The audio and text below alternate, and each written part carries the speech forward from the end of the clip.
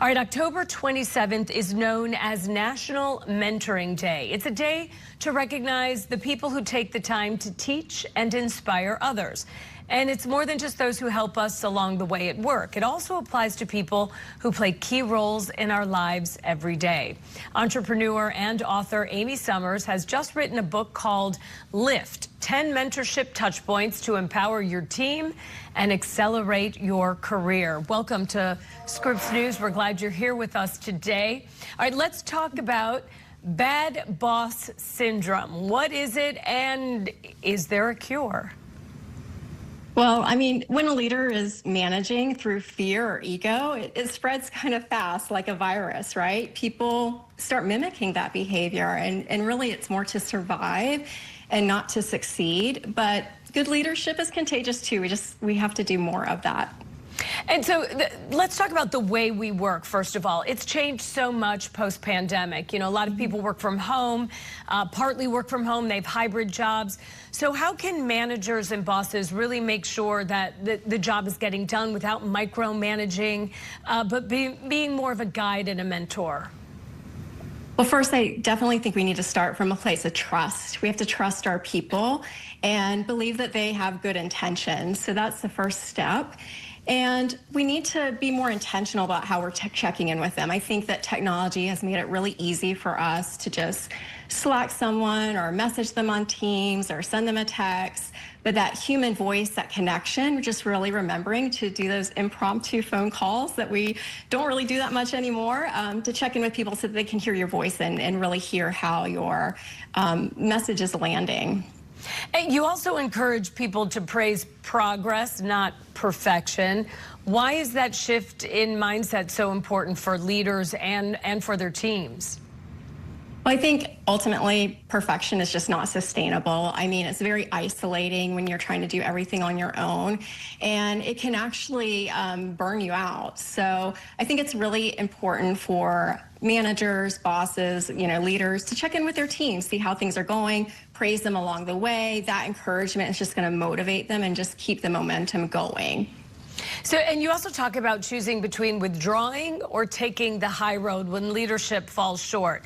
So what does taking the high road look like in practice, and how do you avoid somebody from quiet quitting, as many are doing with bad leadership, saying, look, I don't love this, but I'm here and I'm getting a paycheck. It's a bad economy out there. I'm just going to sit here until something better comes along. Yes, Holly, and I think that's so easy to do, right? Especially in a lot of our remote and hybrid environments where you don't really have eyes on you all the time to just sit back and say, I'm going to just, put up with this and move on to the next. But I think, if you're in an environment where you don't have a good leader or a good boss, I mean, it's an opportunity to see what you should not be doing, right? To follow what you should not be doing and then not mimic it. And leadership's not a title. I mean, anybody could be a leader or a mentor at any stage or at any position in their career. So start leading the people that are in your group how you would want to be led. And it is contagious. If somebody's watching right now and they're struggling under a bad boss, so to say, what's the first step they can take to survive basically in an environment where it's not them, it's the boss? Well, I think it's really important to have check-ins with bosses. I think people wait too long to have check-ins. Typically it's a quarterly review or sometimes it's an annual review. You can ask your boss to put some time on their calendar for you. And I think that's really important to have that verbal communication with them. I think we've lost verbal communication skills a lot, and it's important to get that face-to-face time so you can build a rapport. And, if you are in a situation where you do have a bad boss, like I mentioned before, pay attention to what not to do. And then you might want to start looking at, a new area in your company to explore, to get under some management that could really help you get to the next level. And sometimes the hardest thing is to look in the mirror and see ourselves, right? To see what might be going wrong. So for those who are bosses who are watching this, how do you know? You might think, oh, I'm great. People love me. My employees are thriving. They're so happy. It may not really be the case. So as a boss, how do you have sort of a self-check-in to make sure, am I really as good as I think I am?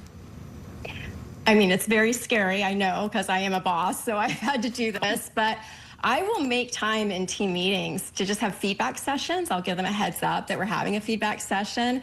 And it's very revealing what you'll learn in a feedback session. You have to make it safe.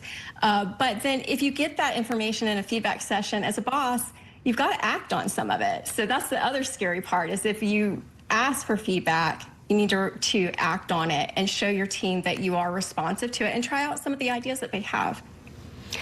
Entrepreneur and author Amy Summers, thank you for your time. I know, we have a great boss here. She brings snacks all the time. So I was going to say, I think snacks sometimes help too. Snacks always help. And leaving early, right? There you go. We love it. Thank you so much for your time today. We appreciate it. Thank you, Holly.